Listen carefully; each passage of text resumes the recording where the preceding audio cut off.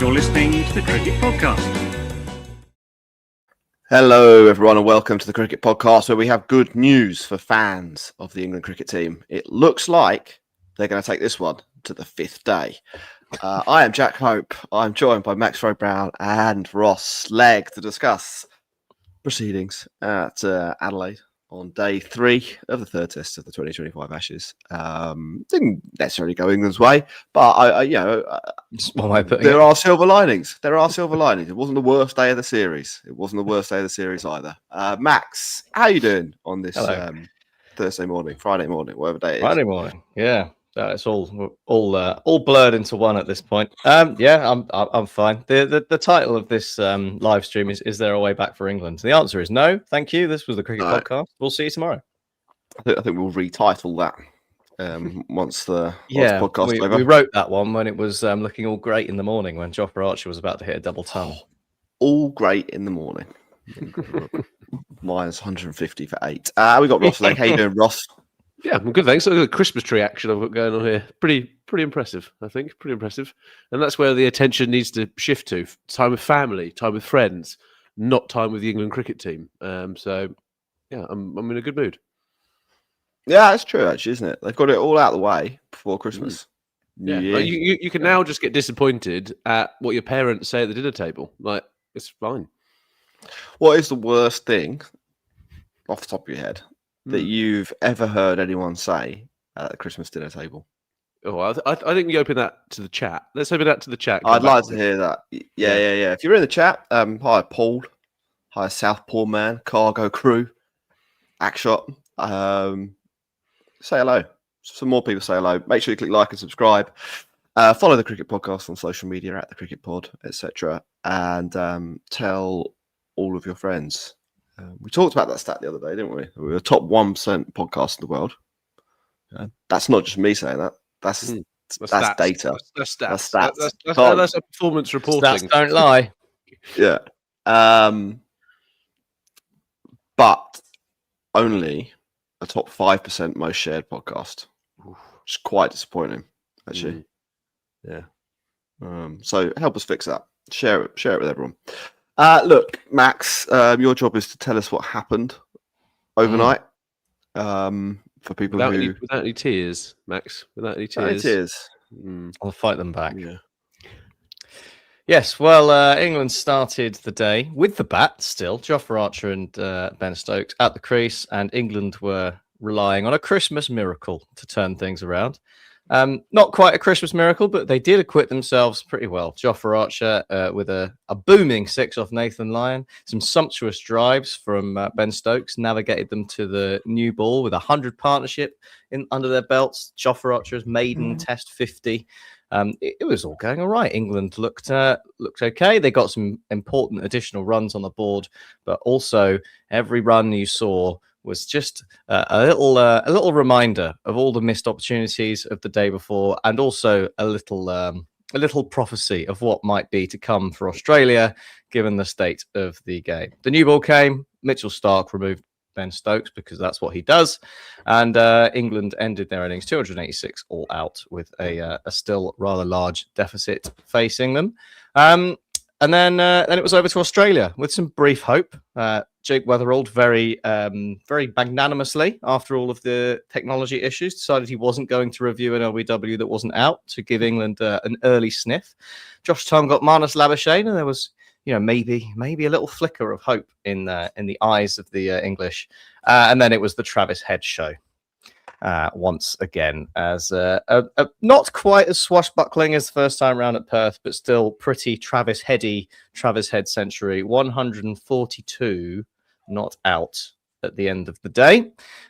England's bogeyman once again, and with Alex Carey there, unbeaten on 50 as well. 271 for 4. Australia end the day 356 ahead. England are staring down the barrel.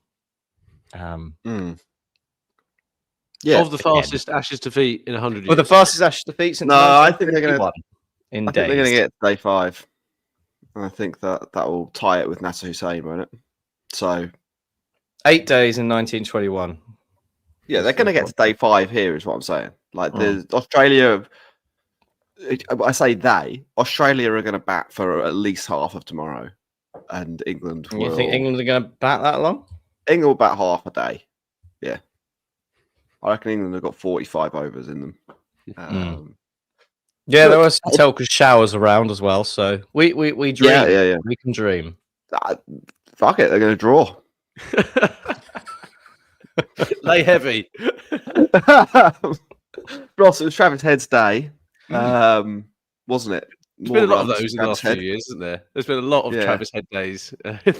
He might have had match. There's so many, Ross. I've forgotten about them all. Is he the man with the most days in cricket? I mean, that's a question, isn't it? I mean, he's definitely not the best, but he does have a lot of days. Yeah, he does have a lot of days. He seems like a nice chap as well. You'd go for a beer with Travis Head, wouldn't you? Probably. I think given the opportunity, I would have a beer with most of them. Marnus Labuschagne, I would not go for a beer with. No. There was a good interview with Travis Head on the Grey Cricketer before the Ashes started when they were like, "Oh, what's your motivation for winning this series?" And he was like, "Cash." Nice. Well, look. Yeah. He'd be buying the beers by the sounds of it as well. Like it's in the bag. Ross, he was good though, wasn't he? Good at cricket. Yeah. Really, really good, and setting the tone for Australia. So, and it's a little bit fortuitous, isn't it? Him ending up opening, and that happened because of Usman Khawaja's back. And the Australians were actually really annoyed at Usman Khawaja. Now, Usman Khawaja, potential kind of national hero, national treasure for making sure that Travis Head could blossom in this role, opening up, and he's been imperious. I wouldn't say England's bowling has been particularly brilliant. I think it's fair to say. The Will Jacks leading They've got spinner. one bowler. Yeah, let's just call it what it is. They've got Jofra Archer. Australia have figured that out, so they just block him. Yeah. It's always like a football team's being ripped apart. I mean, it's just like, do you reckon we should play a centre back? We did it, and we're not conceding many goals anymore. It's amazing.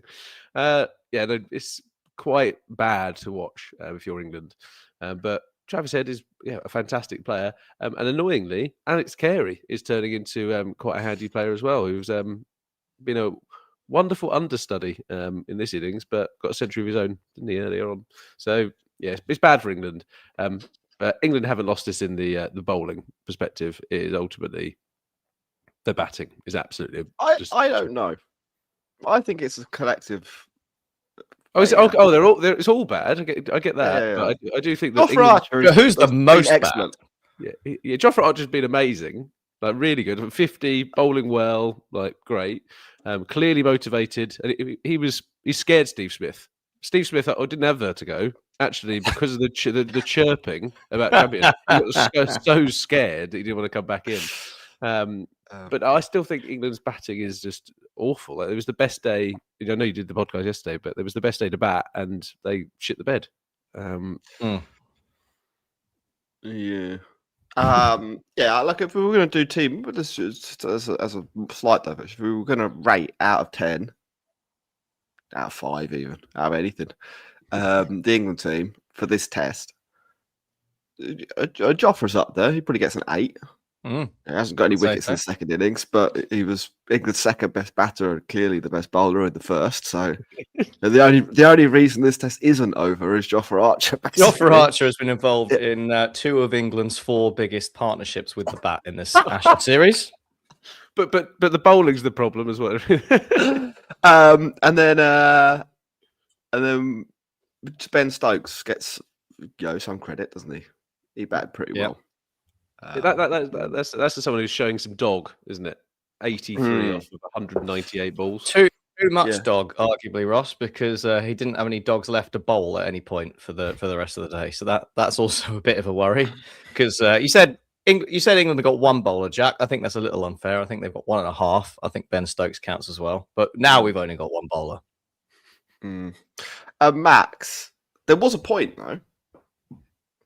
At say 149 for 4. Yep. Where England weren't out of this game. Australia were only 220 ahead. One thing you can say about England over the last however long, they sometimes in that scenario will bowl a team out inexplicably for 180. Like Not necessarily the team that they're playing now, but they have done it to other teams. They did it a few times to India. They did it a few times to India over the summer. India did play 4 number 11s in some of the games. This is true. Yeah, that they are fact. Like the facts are that this is not India and they don't have 4 number 11s. But at 149 for 4, Max, there was a chance, wasn't there? Was that officially where the Ashes gets lost? The next 130 runs that happened before the end of the day. I suppose so. I mean, again, like Ross was saying, I feel like the Ashes were officially lost yesterday with the bat for England. I think there was never realistically any coming back. But I think, I suppose technically, officially, that period from 140 odd for 4 was where England lost their last 1% of equity in this game. And I mean, a lot of credit goes to Carey and Travis Head for putting the foot on England's throat and grinding them into the dust like they did. But like you were saying, when you've got one bowler putting in that effort to wrap up the rest of a reasonably solid batting lineup away from home with an old Kookaburra ball on a decent deck, it was never realistically going to happen, was it? It would have needed Australia to be very complicit in their downfall, much like they were at times in their first innings, and they still ended up on 370. So I think one of the big things for England, which will no doubt be highlighted quite widely, is the fact, especially with Ben Stokes not being on to bowl, that Will Jacks just couldn't really keep any pressure on. Not necessarily his fault, because he's a part-time bowler and he's been brought in to lead the spin attack in a game where spin's probably going to be quite a big factor, and also the more general question around the selection of Will Jacks and the corner that England backed themselves into 2 years ago. Will Jacks, I think when he was actually in the England team in that series away in Pakistan, he was actually bowling for Surrey in red ball cricket. He was functioning as their main bowler for a bit. Not necessarily a good plan, but that they were facts. He was bowling. He was bowling with the red ball. He's barely done that since. He's been playing mostly white ball cricket. He's played a bit in the county champ, but not really bowling a whole lot. And that's fairly evident in the results that we've got from him. Congratulations to him for bringing up 2 centuries in those 2 innings. That's a sterling effort. But I don't think you can be. If Shoaib Bashir was playing in this game, he'd do exactly the same thing, in my opinion. Well, the idea, but there's a problem here, isn't there? That England, instead of taking a professional cricketer who's good at bowling spin, they've taken an intern and a part-timer, a guy who currently isn't a professional cricketer. Yeah, if you were running a McDonald's and you knew lunchtime was coming up, do you find the Jack Leach of the McDonald's world and say, Jack, get on the grill, or do you find the intern and a part-timer and be like, look, you've got to save lunch for us. The lunchtime rush is coming. We've sent Jack Leach, the Jack Leach of the McDonald's world away, so there's no one to cook the burgers. Get on there. It's obvious, harsh, isn't it? We've been it's fucking obvious though which one describing Bashir as just a bloke at times, but if you actually technically, based on the contractual situation that he finds himself in and his employment status, he is just a bloke. By definition, he's got an England contract. He's not got a county. Oh well, for now. This time next year, Shoaib Bashir is one of us. All right, he's on. He's the 4th member of the. He's Chippy. He's the 4th member of the podcast. I had a thing. I think the atmosphere today, just emotionally speaking, looking at the chat as well, I know there's people making jokes and things like that. Yesterday, Max, you started the podcast with a long, I wouldn't call it rant. Didn't have the energy. It was sort of a eulogy, a melancholic soliloquy about how sad you were. Yeah, that's a good way of putting it. Today, a bit more wake vibes. They say, don't they? Yeah.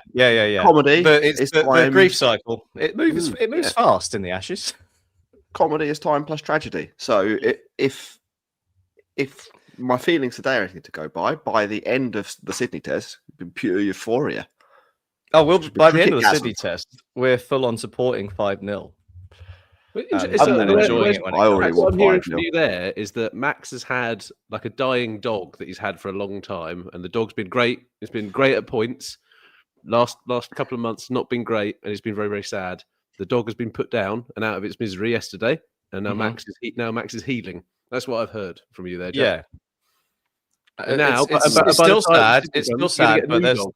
there's a weight lifted from my shoulders, and the house smells a bit less. Is it time to talk about new dogs that could replace the old dog? This feels like a good segue. Yeah, I mean, Accidentally. we didn't really have time to talk about it, which is a shame because really the whole point of cricket is to talk about what Michael Vaughan thinks about cricket. He said there was no need for a wholesale change from an England point of view. That must mean there but- is. But what do England do now? Now that they're officially rubbish, instead of the projections just looking rubbish. I mean, they're going to have to sort out their PR team. I think that's fundamental to what needs to go on. We've had 3 to 4 years of going. Ash is going to be great. We're picking people on attributes. We're the basketball lads. Like we're going out in the town. We're going down Noosa, having a good time. And unfortunately, I'm picturing them all in stag do t-shirts at the moment. Yeah. I mean, the nicknames and some of those, that'd be a fun part of the podcast. What is Harry Brooks' nickname on the back of his stag shirt? Brookie. Brains.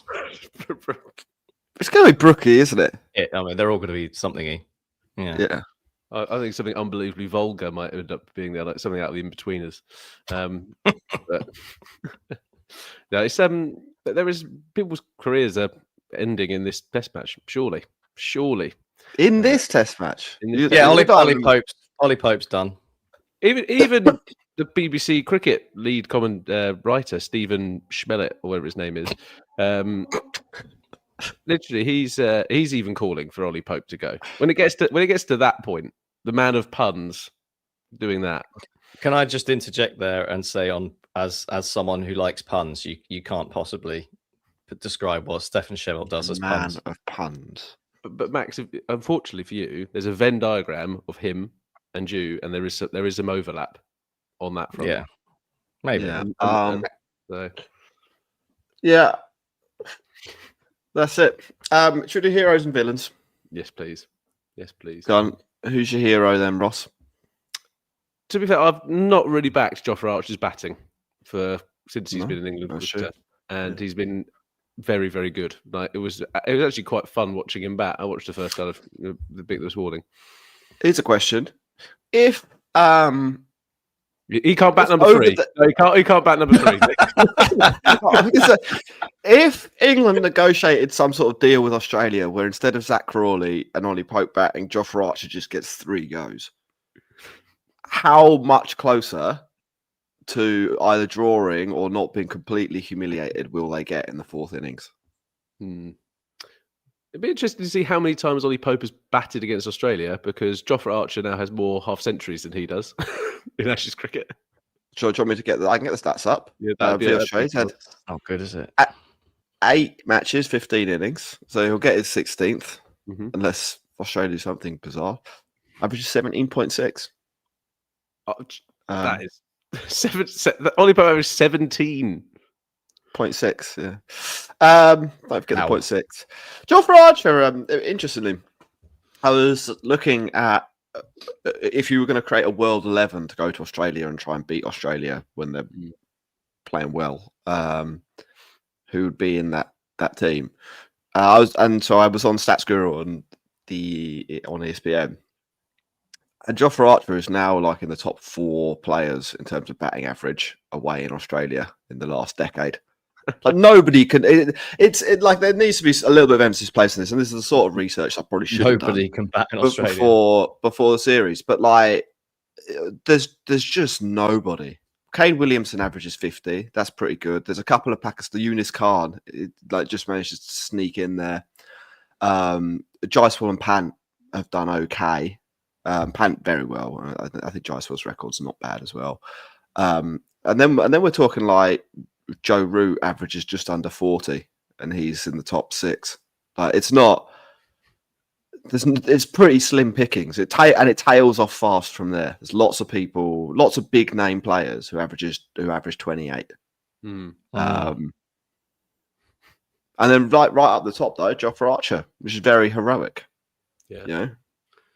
Yeah, I thought That's it was a good heroic point. today. And it was nice, like because it was quite placid the day before. And him launching Nathan Lyon in kind of the second over for a humongous 6 was that gave me cause to be happy for 1 second. I did sort of wonder. Like, Max and I talked about this a lot yesterday. Why England did like a whole day of rope-a-dope cricket and didn't try and score any runs. When they came out this morning, did try and score some runs, and it worked pretty well. Like until the new ball came, it worked very well actually. The whole of yesterday were like, no, we don't want to do this. We don't want to get any runs. It's because they're tactically naive. They're caught in a cage of their own making, aren't they? Unfortunately. So, yeah. So Jofra Archer is my hero today. Max, any heroes for you? Yeah, I'd like to give it to Jake Weatherald for his attempt at heroically bringing the game back into a competitive situation by not reviewing his LWW. I think any left-handed opening batter in the world should be reviewing that delivery. Yeah, I'll give you that. I'll give you that for sure. Who else was heroic? I wouldn't say Travis Head was particularly heroic. I think actually, in a sense, slightly villainous to score 142 runs against England in this. Yeah, scenario. it's like that. It's like that Simpsons gif, isn't it? Stop it. He's already dead. So people probably wondering why we haven't talked about him. And the answer is because he's not heroic. I think Ross's Stokes was pretty good. Yeah, and then he was bold. I think Jofra Archer is the clear hero of the day. Really, the only England player you can say with any confidence that would be no, there's nothing. He's the only one that Australia would pick in their team.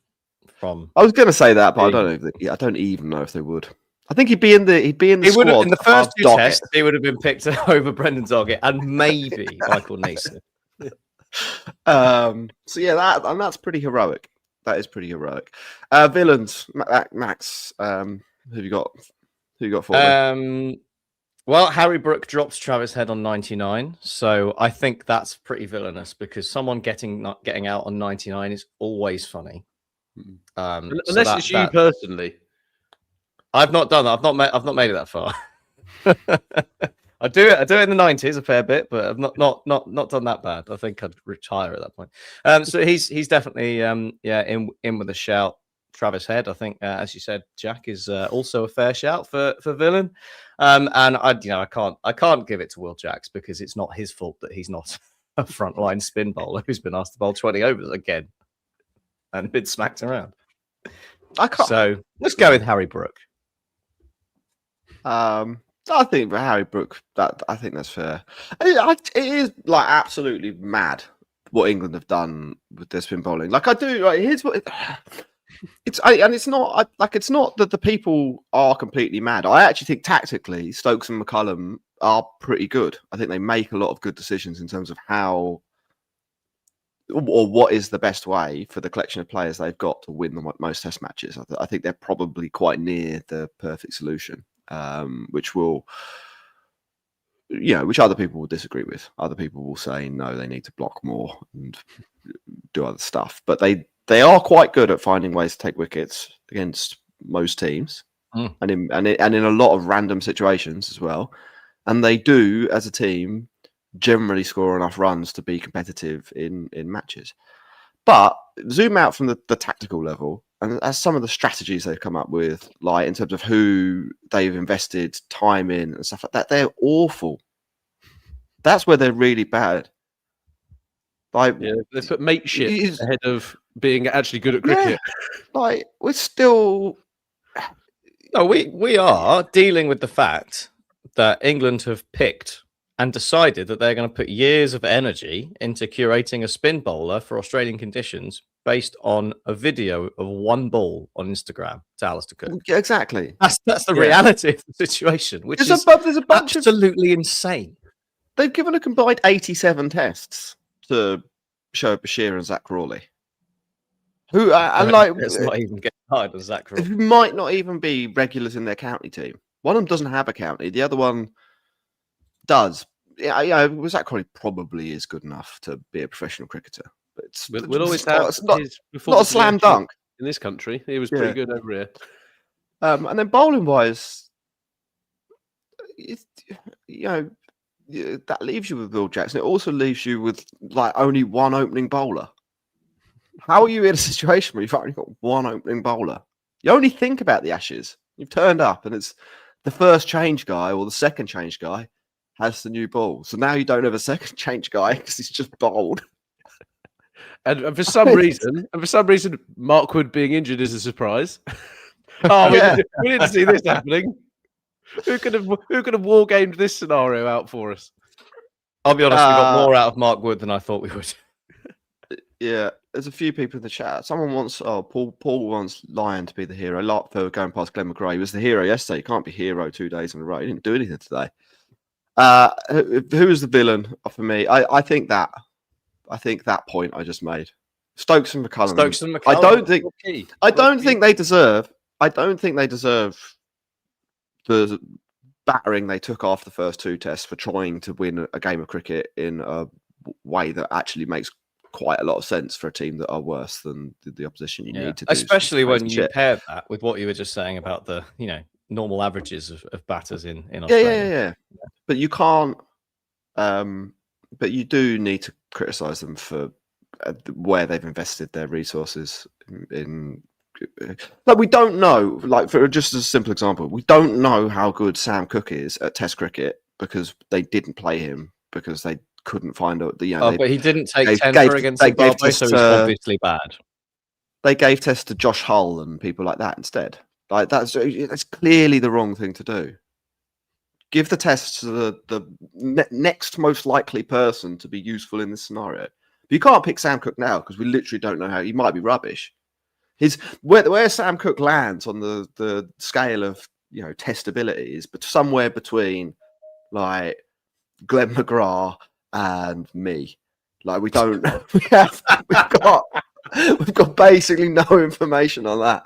But you, Jack, sorry to interrupt. Are you above Shoaib Bashir or below Shoaib Bashir? It would be close. I reckon if I had 26 tests, I'd. If you watch Jack bowl the number of overs that Shoaib Bashir bowled in Test match cricket, that would be. Yeah, Ross, what are you saying for villain? Finish us off. I think I'm gonna go with the not obvious one. It's Michael Vaughan. It's gonna be Michael Vaughan every single time. There's not wholesale changes required. There's not this or that. He's managed to get the narrative to the point in his head that England need to use this as an investment series for the next Ashes. When he's the director of cricket. That is preposterous thinking. That is preposterous thinking. It's the next, I think, is in 2028, 29, isn't it? For 4 years or whatever it is. And he's going, England need to use this as a lesson and build the team around this team that's just been. So we're gonna rock up in England with a team built for playing in Australia and lose that one as well. I'm just like the mental gymnastics you have to do to get to that position is incredible. And as we said, that is why he is gunning for Rob Key's job. Right, I think that's it. Thanks very much for listening and watching, everyone. Do remember to click like and subscribe. Do it now. Get your phone out your pocket, whatever platform you are using to consume the Cricket Podcast. Click subscribe. Head over to Spotify. Make sure you leave a review. We're trying to chase down Shane Warne in terms of number of reviews. Don't have too far to go. I think it's quite close. It's going to be quite close near the end of the series. But if England keep getting pumped, like our listeners' numbers go through the roof, so there's a good chance we're probably the slight favourites right now. And that is it. I can see people calling for Ollie Robinson in the chat. He is in Australia. He's got a very good record in Australia. Very good. And we need a spinner.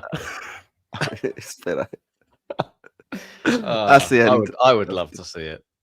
of the podcast. Goodbye.